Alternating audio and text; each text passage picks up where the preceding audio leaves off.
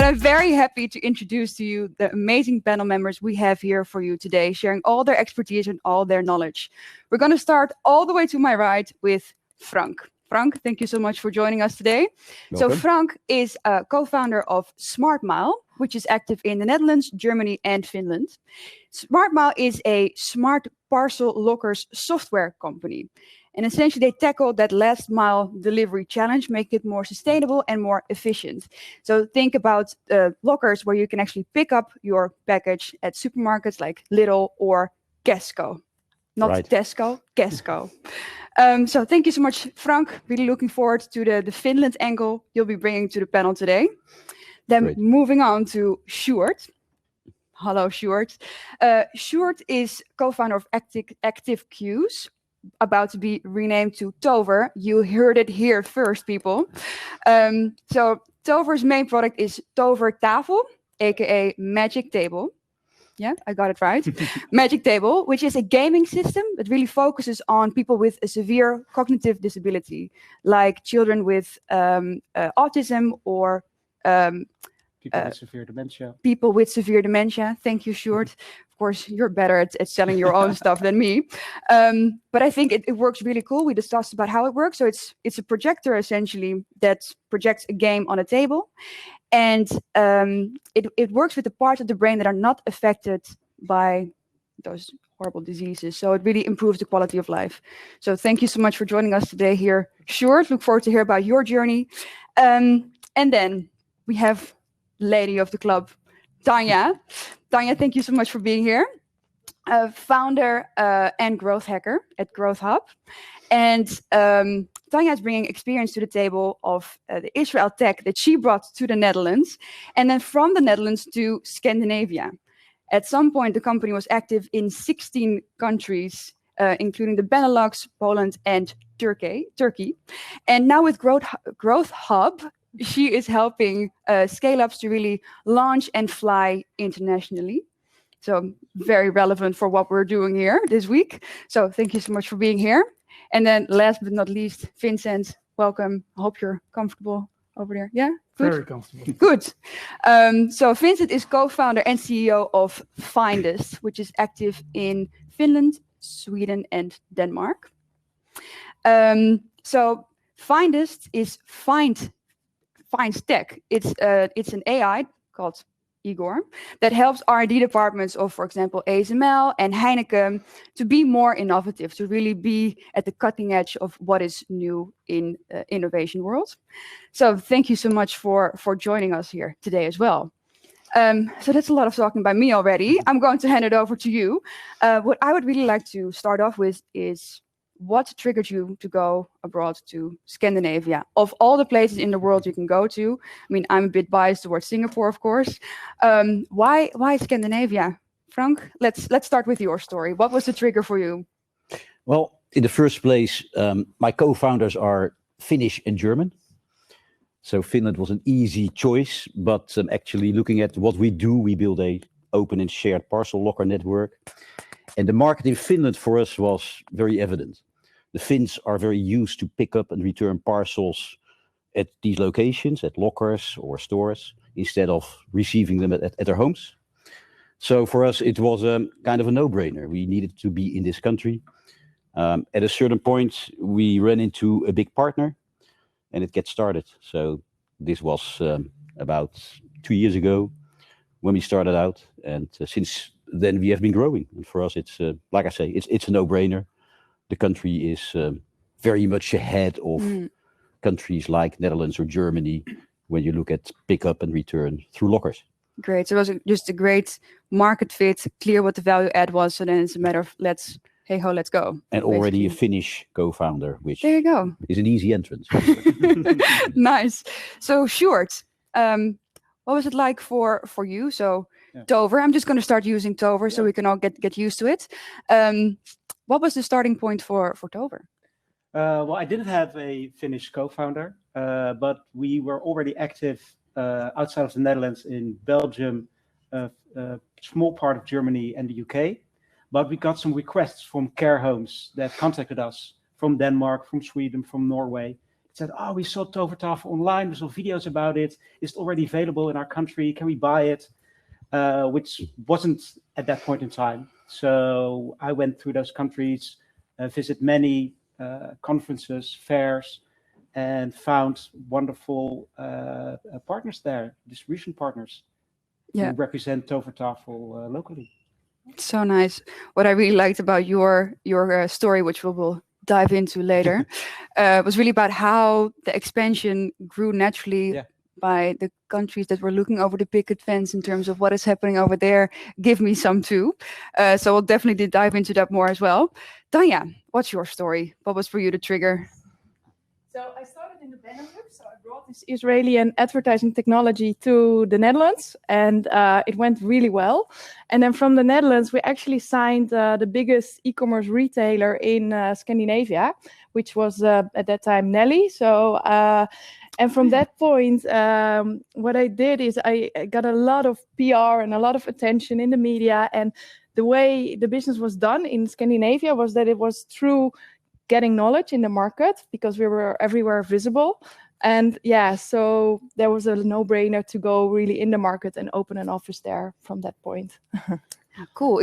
I like how all of you had very tangible evidence that said, "Hello, please come over here," rather than just taking your suitcase and going and seeing if something will actually fly there. So that's really cool that there was that first validation and first customer already ready to get going. Really nice.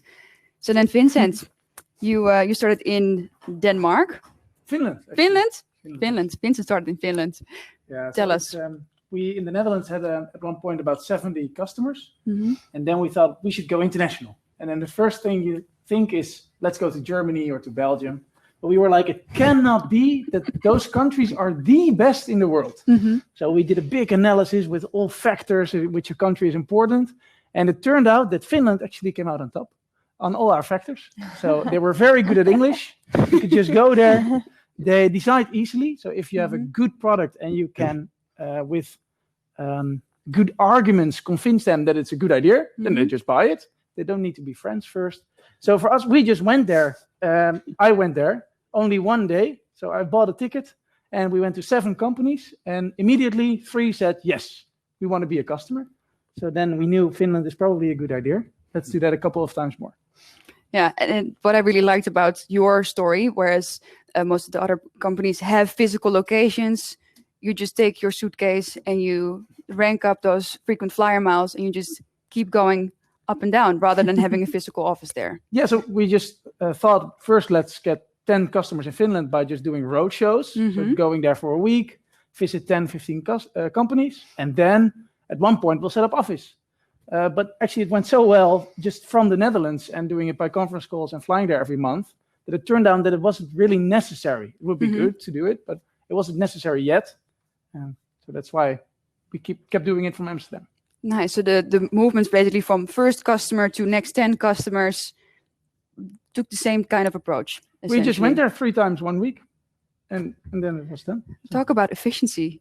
Yeah. Frank, what was it like for you?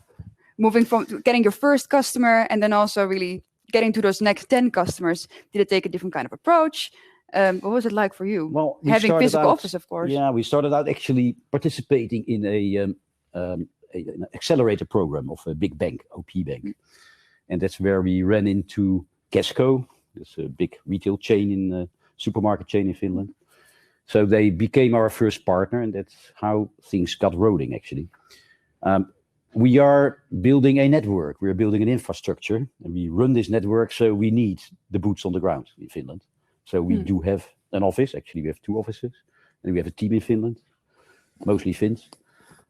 So that's a bit different, and I guess dependent on what you're doing. I understand in your case you can just run this from out from Holland, but in our case we need to be there. So this got things started. We work with retailers, we work with carriers, so we have a very limited amount of direct B2B customers. And of course, behind that is a huge community of consumers using our network for their pickups and returns. But our direct clients are these carriers and retailers. So we have at this moment 6 or 7 B2B clients, which are big companies, of course, and through which we can grow easily. but we need to be there. And Yeah. we are there. Yes. Cool. So we have the suitcase entrepreneur, we have the Yes. local network, Yes. and we have Sjoerd, you had another approach. You have your distribution partners. Yeah. So how I saw it was you come there with your suitcase, say, okay, where's my desk for the day? Is that true? No, not really. It's what we do is we train our distribution partners. So we get them over to Holland. Our office is in Utrecht. So we get them over and we train them for several days, and then we let them go loose in their own market. But it's very funny because the very first customers that we had in Denmark, Sweden, and Norway, they were your typical innovators, your early adopters. So they were the ones calling us because they saw either English videos from us or even our Dutch video of Tovertafel. Surprisingly, a lot of Dutch people who moved to either of these countries now work in healthcare for some reason. So they saw the Dutch videos. Oh, we need that over here. But then you get in the majority of customers. And in these 3 countries, especially with healthcare, everything is regulated. So the local authorities, mostly the municipality, the city, they are responsible for healthcare innovations. So they will assess your product. Is this good enough? Is it affordable enough? Is it actually proven, or just some cowboy with a small invention? Is it legit? That's basically the question. And what you want with healthcare is you want to get on the approved list. And if you're on the approved list, then it's way easier to get to 10 customers, to 100 customers, and so on. Okay.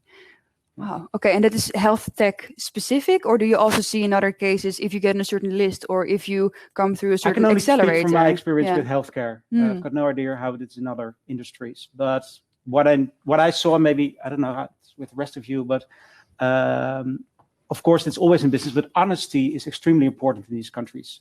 Be as clear as possible because in my case, the local government, they're going to research you. And if you didn't met your promises at one point in time, or you invoiced more than you actually said you would invoice, then you will get on the bad list. Let's say you get on the bad list, on the blacklist. Yeah, and it's really hard or impossible to get off of those kind of lists. And that's really because they share all these lists, and everything is public knowledge. Everything is out in the open. So you have to be extremely crystal clear in these countries. At least that's my experience. Yeah, Tanja, you mentioned something about how the sales works quite different, for example, in Sweden compared to the Netherlands in terms of cultural differences. Absolutely. Can you give us an example of what you've encountered, for example? Sure. Yeah. So the way I see it and what I experienced there is that there is not a sales culture. So you can't, if you're a B2B company and you're targeting businesses, you can't just go out there and approach them and go in the country and have a meeting and then hope that you're going to do a sale. So the way it works in Scandinavia, and especially I'm talking about Sweden and Norway because that's where I have the most experience, you go through partners. So you establish partnerships and you really need a long breath to go there and to take the fruits out of it. So it takes a while before you establish the relationships, they trust you, and they go through the entire company to get consensus about the deal and working with you, and then you have a deal. So, and as soon as that happens, then you have a point where the ball starts rolling. But that first step and the first move and to get the whole consensus in the company, that takes a while. So that's completely different than the way we're used to do sales here in the Netherlands. And at one point, I found myself asking in a meeting about, I thought we had a great meeting, we had a great connection, everyone was aligned, and they were nodding. And then I asked, okay, so what's the next step? And then it got all silent. And it was really uncomfortable. And I thought, okay, did I say something wrong? I didn't know about that. And then, I didn't hear from this company. And the deal didn't go on and nothing happened. So it was too intrusive and it was too much, The Dutch directness. Yeah, you don't ask for a next step. The next step happens when it happens. You don't ask for that. So, that was one experience. Mm-hmm. A couple more, but a lot more. But so it happens when it happens. It happens when it happens, and then the other thing is that you need to have relationships. So you really need to invest in relationships and, like you said, and trust. Yeah. So become a really trustful company and acknowledged by the industry. Yeah, and it takes time. Exactly what you're saying. It takes time to get there, to get to that relationship standard. And building those relationships, are we talking about always delivering on your promises, which is probably a given, but is it also about taking people out for lunch? So in Singapore, that's huge. Lunch is the moment where you connect with people, and they usually take about 2 hours. Bring a little bit of Asia flavor here as well. But is that also the way to go there, or is there another? How do you then build relationships there? Is it different than what you're used to in the Netherlands? Yeah. Tanja? Yes. So you definitely spend a lot more time in investing in inviting for lunches and dinners, and a lunch generally takes about 2-3 hours, and you have 3 courses, and you don't talk about business all the time. You talk about very generic things. You don't go in details about your business. You don't talk about how great your business is. That especially you don't do. And I see Vincent shaking his head vigorously. So as of course suitcase entrepreneur, what does it look like for you then? Are you only having business meetings, lunches? You just have to be very aware. So for the Swedish, indeed, the next steps would be to talk about how can we tell this to other colleagues. So that's then how you close the meeting, is how can we share this with the team. Well, in Finland, they're more, in my experience, a bit more introverted, so very silent. There's a lot of silences. You get used to that. But so there's also a difference. So in Sweden, we have to go there 2-3 times. But in Finland, it could be if you just have a good argument and they like it, they say yes immediately. So there's also, you have to just find it out and change how you do it, basically. Yeah, I think it's always about the personal relationship, but indeed in Finland, to our experience also, it's very much about the content and just convincing them that your solution has a fit for them. And then they go with you, they start working and trying out. And so I think in my experience, that's relatively easy. Lunches in Finland are not that long, although as a Dutch, I'm the Dutch guy in the team, and I'm always accused for Dutch lunch, which they don't understand, which is a sandwich and a glass of milk. Still the Finns, they go out and take their salad or whatever. But I think the Dutch are more exceptional to any country than the other way around. I think that's the main culture shock when people come to the Netherlands, actually, when they realize that all the colleagues have broodje kaas behind their desk. That is mind-blowing for most people. Staying with the cultural differences, Sjoerd, you had you already know what I'm going to ask you. Sjoerd has a great and easy way to remember how to describe those cultures in the most high level way as possible, but that you're like, oh yeah, this makes sense. Sjoerd, take it away. I just want to say I'm going to generalize tremendously here, so please take it with a grain of salt or two. But basically what my experience is when you go to Denmark, especially if you have an innovative company, it's easiest to start in Denmark, because the Danes and the Dutch, we're really just alike. We understand each other. We've got the same kind of humor, same kind of business culture. It's really easy fit. Then you go to Sweden, and the Swedes, they are like Germans. They wear different clothes and have a different accent, but basically they're Germans. They're very strict. Everything has to be by the rules. Everything has to be gründlich und pünktlich. And this is the contract. And then lastly, you go to Norway, and Norway, they are like the Swiss of the Nordics. They're extremely rich. They don't care. They're in their own little bubble. There's no need to go fast in Norway. They've got, the national expression is ikke stress. It means no stress, no worries, hakuna matata. One anecdote is I was at a conference in Oslo, and it was on the 31st of October and the 1st of November. And on the last day, on 1st of November, I was talking to somebody in my booth. I was there with a little Tovertafel booth. He was very interested in it. So let's have a follow-up meeting. When would suit you? He said, well, it's already November now. It's soon going to be Christmas. I'll get back to you in January. And that's relatively fast for them. So it's the 1st of November. It's like, yeah, it's almost Christmas. Nah, that's let's get it somewhere in January. And then we had to follow up, and he bought one. I mean, it's not that it was not a way of getting rid of me. It's just 2 months. That's yeah. For a startup, that's a long time. Yeah. If you see the burn rate and you're like, is there any way we can speed this up? Yeah, I can if you imagine. don't have the time or the money to invest to go to these countries, don't go there. You won't go to these countries for quick wins. for quick buck. At least I've got no Try choice in Finland. I've got no choice in Finland. Vincent has an opposing view. No, what we basically did, we bought a plane ticket, and we went one night. I went to a hostel. So in the hostel, I had to had the steamer ready, and went really the cheapest possible, just as a small test, just to try the market. Should we go here, right? And Minimum viable business trip. I would at least advise Nice. to try the Finns as well. Nice. So we were talking about relationships and the importance of relationships. And Martijn de Ruiter, Martijn, thank you for putting in your Q&A. He asked, so is a relationship, the importance of a relationship the same if you have a software as a service business? No, for me That was short. Next question. Well, yeah. Of course, you can only speak from our own experience. So we have both a service and a software as a service, so the software license. We actually have a Finnish software customers, and I met them twice maybe, and we had mail contact.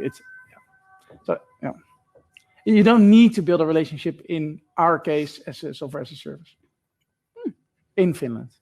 In Finland specifically. Yeah. Okay. Any other views from the? I believe it really depends, if especially in the B2B world in Scandinavia.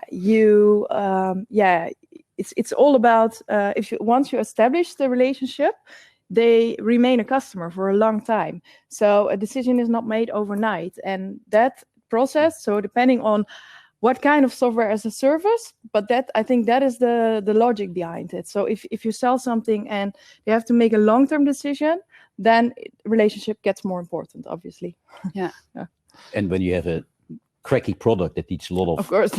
of service and support, then you need a relationship. Yeah. And then the next thing also, what I realize is that they're so data driven in the Nordics. So so for instance, I was managing several countries, but in the Nordics, I always had to come there to do the reporting on the data. So, and the data, we worked on it for hours and hours to make it as accurate as possible, because they would go into the smallest detail and ask questions about it. So that's a big difference. I don't know if you can relate to that. Yeah, they're very the detailed, data-driven mindset. Yeah, definitely. Yeah. Cool. I'm just. I'm sorry. I was looking at the poll, and it's quite interesting to see. So we had two main questions in the poll. The first one was, "What is your biggest challenge for expansion to Scandinavia?" And the majority said it's really about finding clients. That's the most difficult one. Well, we really zoomed in initially on how do you find your first client, right? And then how do you find the next 10? And then of our viewers, nobody has an office there yet. And the majority really wants to become active there. So, well, I'm betting with all these amazing insights, you'll be ready soon. But looking at the situation now, due to this thing that's happening all around us called coronavirus, the world, of course, looks completely different than when you were active there. So how is, for example, finding clients now different than a year ago?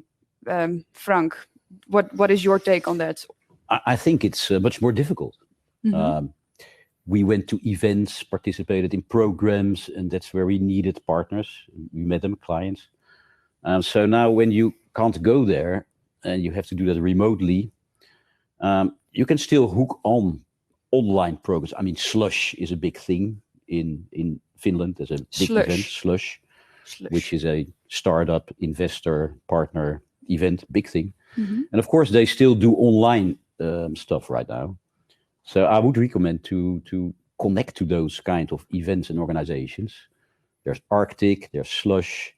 And I think there is a lot of help available in the market in Finland, but even from Netherlands to get you into Finland, to connect you to the potential target groups that you're looking for. So I would recommend to find those help sources when you cannot go there. And even when you can go there, I would still recommend to get this help in and get easy introductions and connections.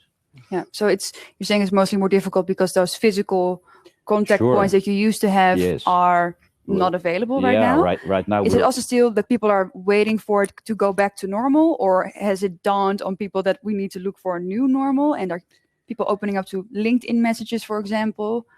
Well, who knows? But I think everybody sees the value of face-to-face meetings and the way to build a bit more relationship instead of just through a video screen.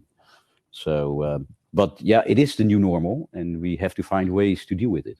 Yeah. So, we are lucky; we have people in Finland. Yeah. But when you cannot go there and you drive your business remotely like you do, I guess it's a bit more difficult. Yeah. Yeah, and so Sjoerd, you started, of course, in Denmark about 4 years ago, and then it was to Sweden, and then to Norway, because they were all looking over the picket fence, was like, I want some of this action too.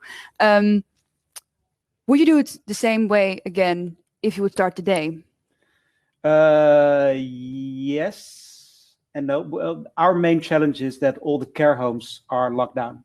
So you can't, and for us, we visit the care home first with a presentation, a demonstration. We install the tovertafel for them. We train all the staff, all the family members, and all that. And that's something we cannot do anymore.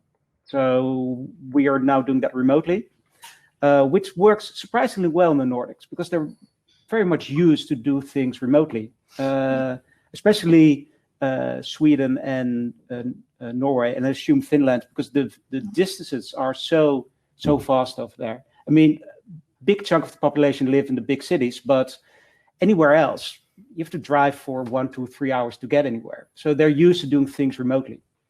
I think that would be the biggest change for us, to immediately start doing more stuff remotely. But if it's possible, and I fully agree with what you're saying, go to Slush, go to Nordic, go to all the different conventions and conferences. It's so much better. And personally, I had a lot of help from the Dutch embassies in the countries. They are a tremendous source for information and help. It's amazing. Just call them and say, I'm a Dutch company, I want to start in your country. How can you help me? And take it from there. Okay. Thanks. So we're getting more and more questions in. Thank you, guys. We see them, we hear them. So Tijmen has an interesting question that I actually would also like to hear more about. So Tijmen says, we recently spoke with a candidate in Stockholm, and we were a bit shocked to learn about his salary expectations compared to what we're used to in other Northern Europe countries. What would generally be an economic multiplier for Sweden, Stockholm, Denmark? And Tanja, I would really like to point this one at you, because we're also talking about the challenges around hiring with the backdrop of course, cultural differences. So what is your take on this? Yeah, it's a really good point. So from my experience also in Sweden, the salaries, I think, for a sales rep, because I assume that's what they're hiring for, you can almost double the salary when it's depending on the level, of course. So the way I dealt with it was to just increase the commission based a lot, because for a scale up in the Scandinavia, you just can't afford to have an entire team, and so the hiring process is I would say crucial to the success, because you really need to find someone really well connected, willing to work for that amount of salary, so so convinced about his own capabilities that he's willing to work for this higher commission model. And do you also see that, so this is what I see happening in Asia, for example, especially at startups, when you're trying to really get your next few employees, that just the salary or just commission is not enough. They really want equity as well, to be long-term incentivized. Do you see that as well, or is it different? I'll look at the men. Vincent, do you see this happening? Well, you don't have a local team, of course. You're the briefcase man. Frank, we hired quite some people in Finland, and actually we hired, for starters, many master students. Like we have an office in Tampere, which is a city 2 hours north of Helsinki, and that's a big university city. So there are a lot of young people who are still writing their thesis, but who want to gain work experience, and they start working, and they work for you 4 days a week, maybe even more, and they spend the rest of the time on their master thesis. These are all very bright and enthusiastic, driven people. So that's how we started out, and they're still with us. They graduated, of course. But this way, for us, this was a good way to get highly motivated people who are not yet on a crazy high salary scale. But yes, we do have a incentive program with stock options. So that's definitely a thing to motivate people and keep them with you. What I found and what we found is, however, that the intrinsic motivation to work for a cool company, startup thing, is a big part of their motivation to come to work for you. The exciting environment, Yes. high pace. And of course, you have learning to new create things. that. I mean, it needs to be a great place to work. So that's also the task of the other people to make it great. Absolutely, absolutely. That the culture you work in That's is key. incredibly important. Yes. It will make or break the company ultimately, right? Yeah. I mean, I can talk about culture, like business culture forever, and team culture. That's my favorite topic, probably.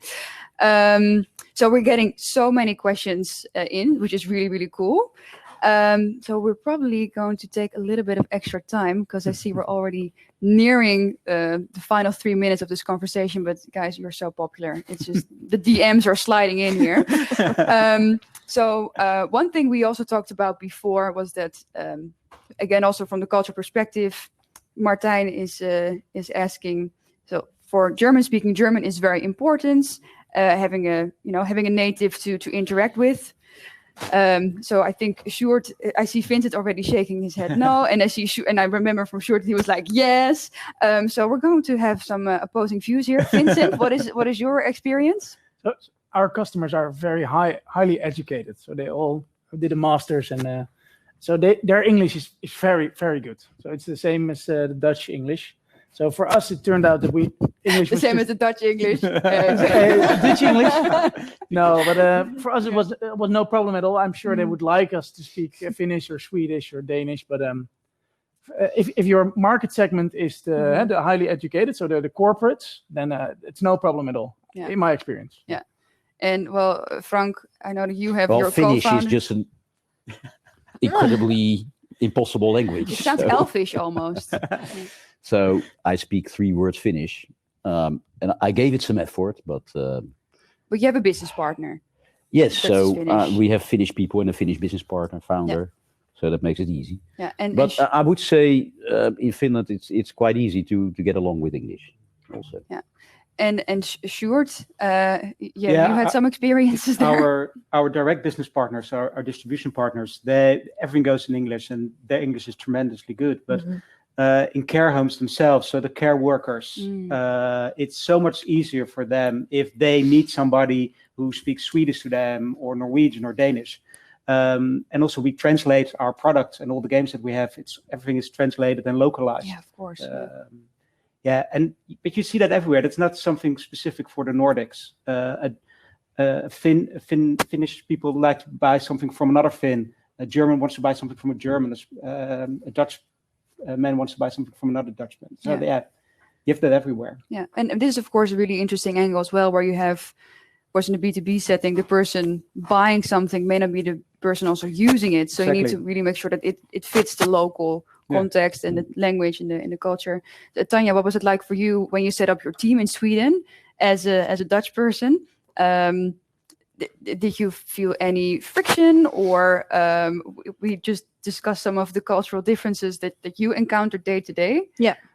Can you share some of those? Yeah, sure.